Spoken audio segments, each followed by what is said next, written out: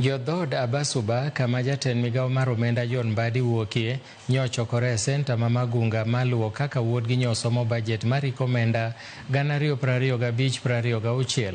Josuba kuom higni mathoth pok oyudo lemo mar tend migao, ka giwacho ni okang' mar miyo Mbadi lemo makamano nyiso ni sirikal oketo dhoodni e map mar Kenya kendo ni koro ginyalo bedo gi duol.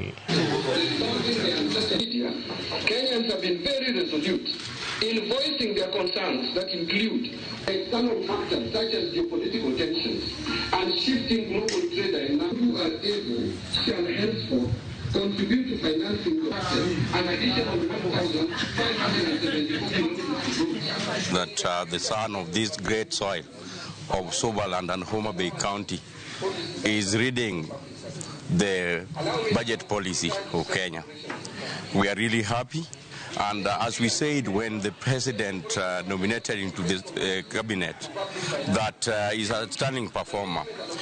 It's evident that even the Gen Zs today, they have remained calm because this guy is reading a budget that is touching the hearts of the youth, the youthful people, the middle age, and even the old. This budget is pro-people.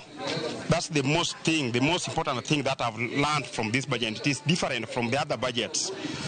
It is the most publicly participated budget ever since I was born or since I became to know about budget issues.